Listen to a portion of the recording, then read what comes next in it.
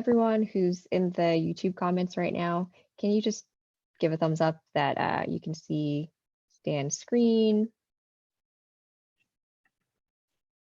Hey, Brad.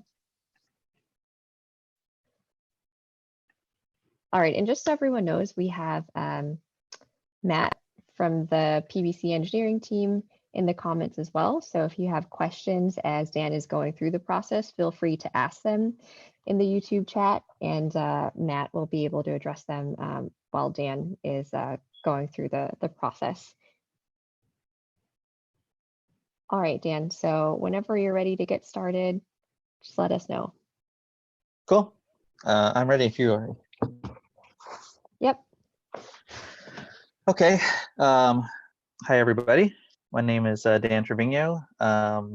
Professionally, I'm a product manager and founder of Run Riot LLC, app developer, and longtime Blockstack community member. So when Stacks 2.0 was announced, there's a lot of excitement. One of the milestones on getting to Stacks 2.0 is having Testnet. And so as we near that, one of the first pieces of work that was available is being able to run a testnet locally. And so when that was available, my immediate thought was, hey, I want to run this on a Raspberry Pi because they're cool, they're cheap, mostly they're cool. And we actually have pretty good support now. There was a recent PR submitted to the Blockstack Stacks blockchain repository that enables ARM support for Raspberry Pi 4, the 2 gig and 4 gigabyte model. So that's great.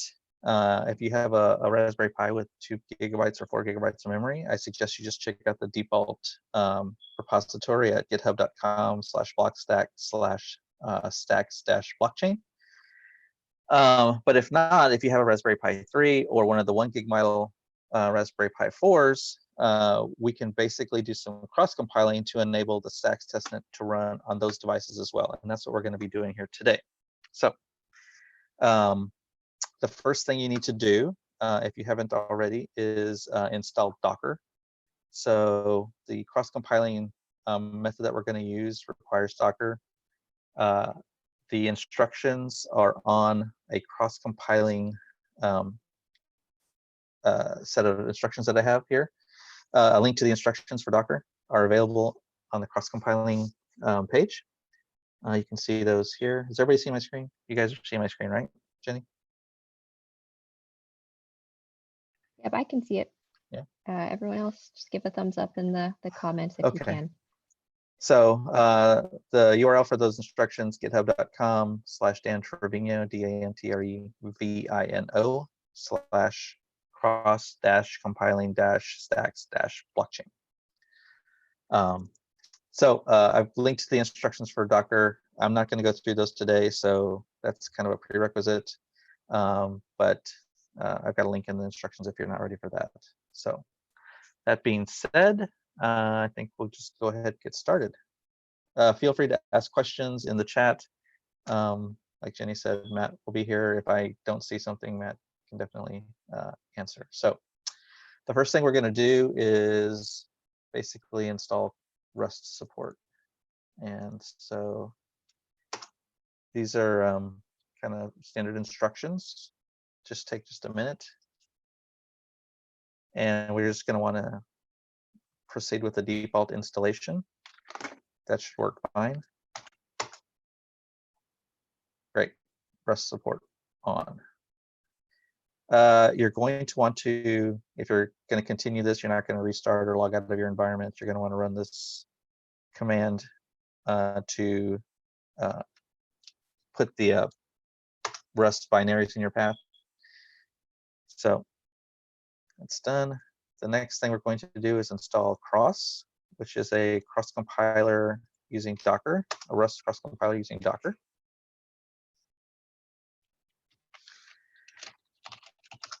So I already had that installed, so I'm just going to force that to reinstall here. Again, pretty straightforward. All we've done is copy a couple of commands and paste them in so far.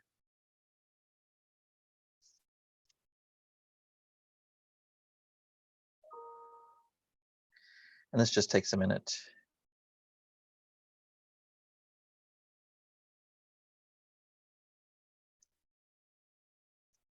The next steps, we're going to go out and get the Stacks blockchain from Blockstack's GitHub repo. As soon as this is done.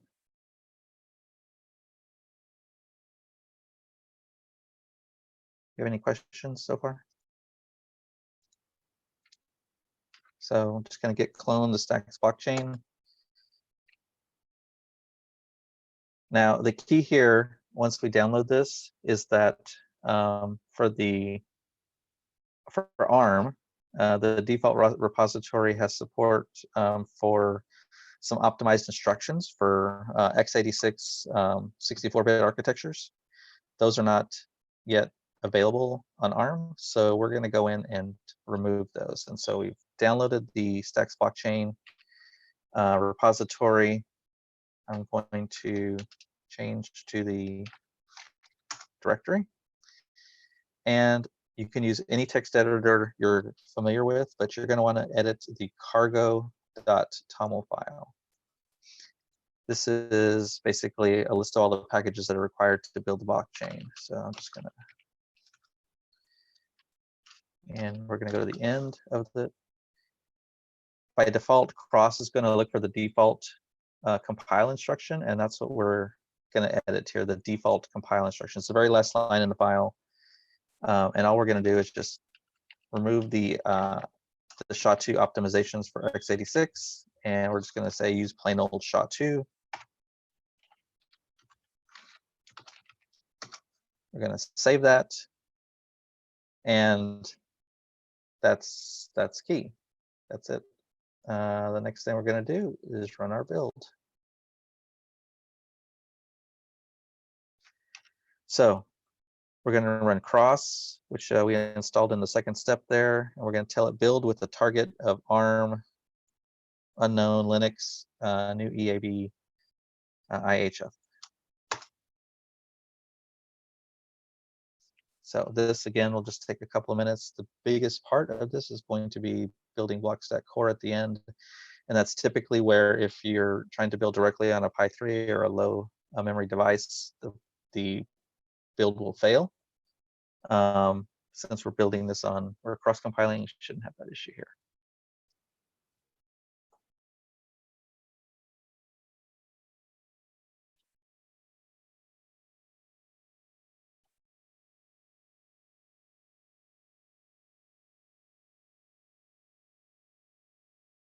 Any questions yet?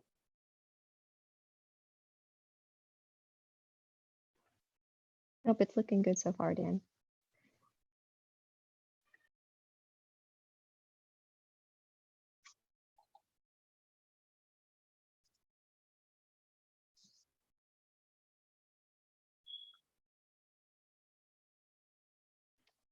Kevin's asked what you changed on cargo.toml.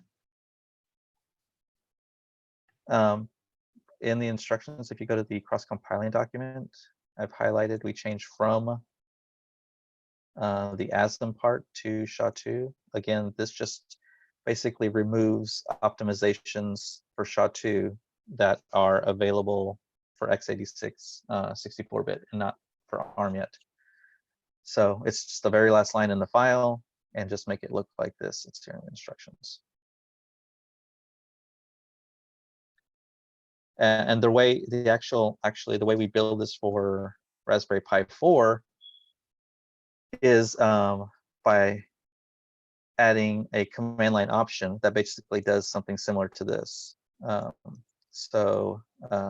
Again, the big issue with building for Raspberry Pi 3 is the memory constraint, and so Cross looks for a default build process. We're modifying that default build process to remove those optimizations. If that makes sense. Hope that makes sense.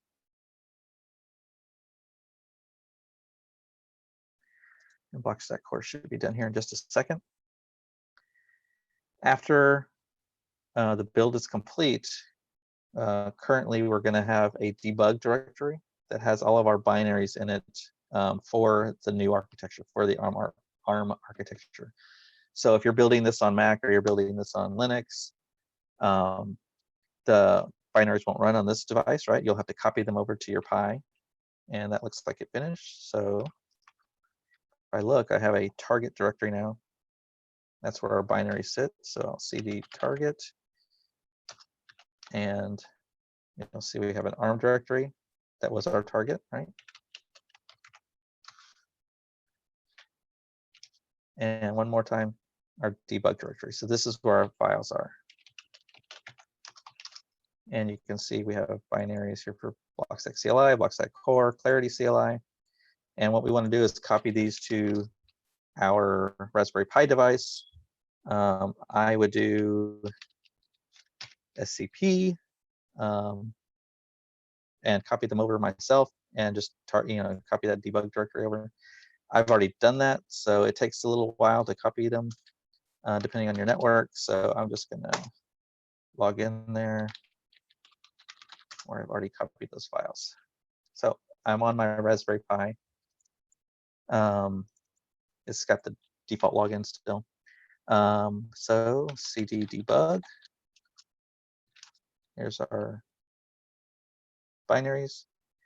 And we'll just go through the instructions here. Let's just create a quick, I'll show you real quick, the testnet, Blockstack core, testnet. And that's it. We're running testnet. Cool. Let's do something more interesting though, real quick. So let's go tmod.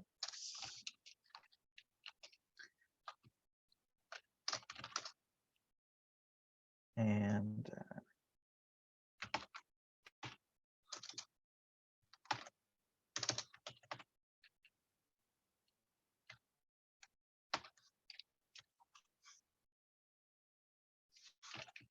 we go vertical instead of horizontal.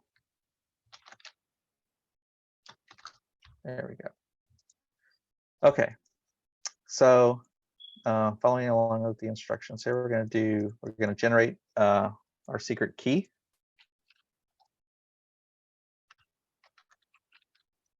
So ./blockstack.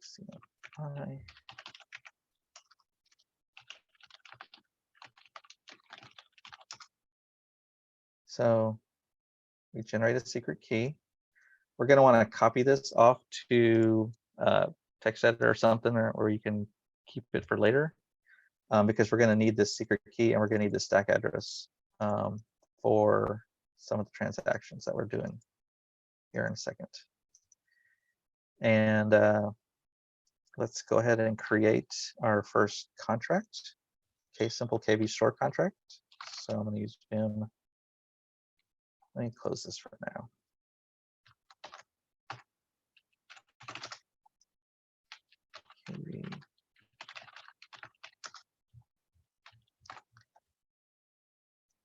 Again, any text editor will do.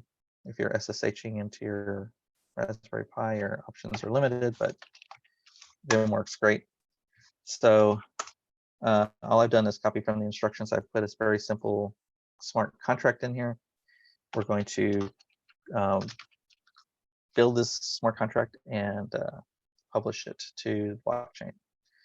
Okay, so next steps are to publish. The instructions are in the document again. We're going to need our secret key. This third parameter on the command line is the secret key. So I'll be using this one. So Blockstack CLI, publish our secret key. I'm going to give it a name and point to where it exists. And actually, let's go ahead and build the binary too. The binary file. So if we run this, this is a binary representation of our smart contract. If we run that full command and say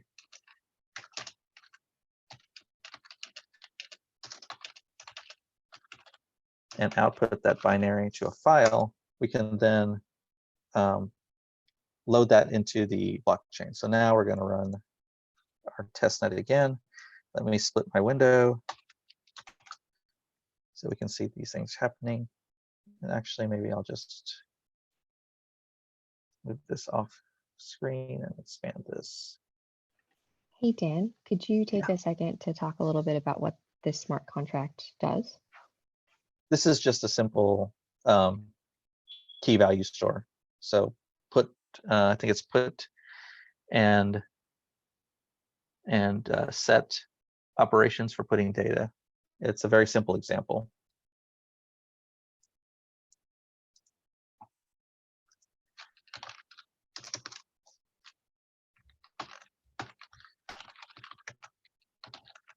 And so when we start the testnet, what we're going to want to do is copy the location of our mempool because we're going to need that later as well. So it's mentioned here.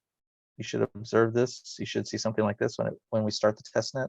We're going to want to copy that just so that we can put our contract into the mempool here. So there's our mempool path. I'm going to copy that. Maybe.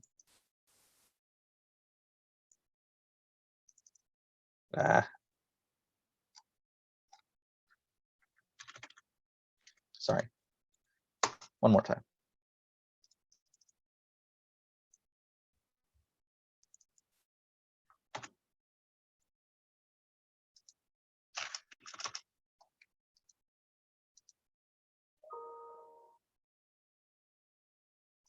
Oh, I hit Control C. Sorry.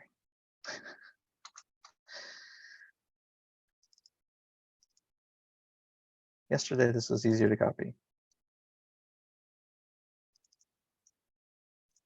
Okay, it's 1.8. So I'm going to now take that transaction, that binary file, this binary file, and copy it into the mempool. So CP.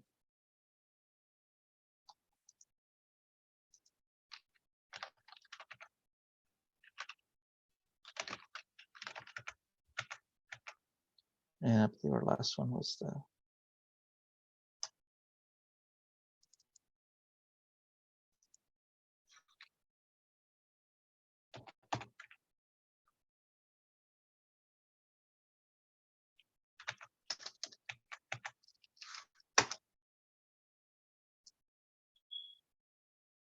So here's our smart contract published to the testnet. So all I did was copy that binary file into the mempool, which currently sits, this is a local testnet, currently sits in my temp directory, and we published the contract to testnet. So the next example we have here is reading and writing from the contract. So if you're following along in the instructions, we're basically going to do a contract call operation. So Blockstack CLI, contract call help, following the instructions. Yeah, there's a list of options that we're going to use.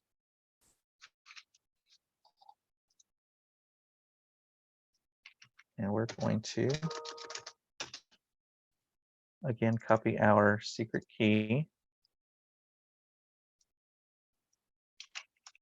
Sorry, I have this off screen. I need to copy it.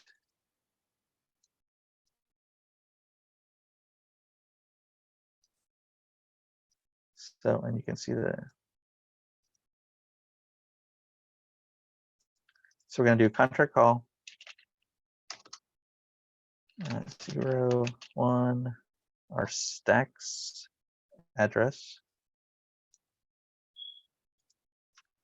which again I'll copy from off screen here.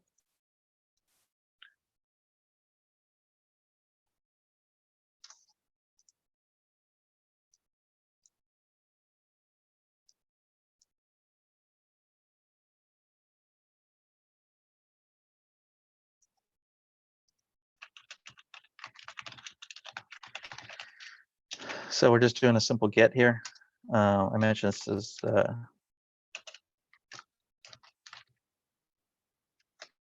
simple key value store. Again, the binary representation of that operation will do that, and we'll output it to a binary file.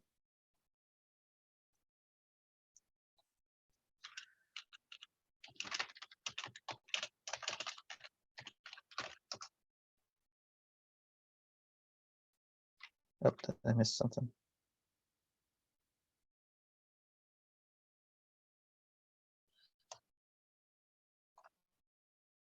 Get value dash e to testnet.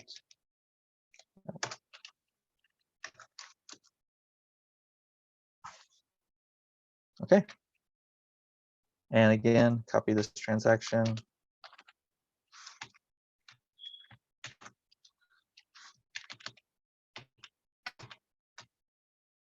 To the mempool.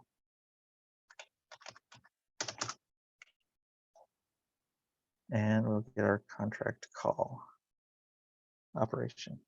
So I can go on. There's another couple of operations in the instructions that you can test, but this is kind of a simple demo of getting the testnet running on Raspberry Pi and a couple of simple operations.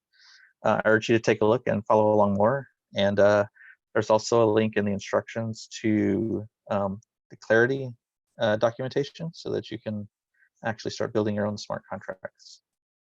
Any questions? Thanks, Dan. That was a great demo. I think, I guess, giving some background on why you decided to build on Raspberry Pi in the first place for those who might be considering it. No, there's nothing special about the platform. It's just that it's cheap. It's a hobbyist platform. I'm probably like many of you. I have several laying around the house in various states. It's cheap. It's a great do everything platform, and so I thought it'd be really cool and really kind of enable a lot of people to join. With this. So yeah, it's just I wanted to do it. Kind of thought it would be something cool to do. Cool. Yeah, Matt says a $20 full node, which is a great perk of this. So thanks for running us through that. For full node, when we have like the real Stacks blockchain up and running, you're going to want some external storage. You're not going to want to save the chain state on your SD card. That's probably not a long-term good solution. But yeah, I mean, a Raspberry Pi 4 with 2 or 4 gig of RAM and a decent external drive, and you'd be good. Cool, thank you. Unless you have any final points, I think there aren't any more questions from community members, but if anything, any other thoughts you'd like to share, now would be the time. I have, no, I think we're good. Well, like I said, feel free to reach out. Check, you can open up issues in the GitHub if you have any problems, open up questions, or reach out. I'm in the Blockstack Discord. So yeah, happy to help. Got it. Thanks, Dan, and thanks for everyone joining us on this first community live stream. This is really exciting ahead of the testnet. Like Dan mentioned, if you have any other questions, we can follow up in Discord. You can reach out directly to Dan or in the proof of transfer channel. And if anyone else would like to try this and wants to live stream their process, let us know. But thanks a lot, everyone. Thanks, Dan. Thank you. See you later.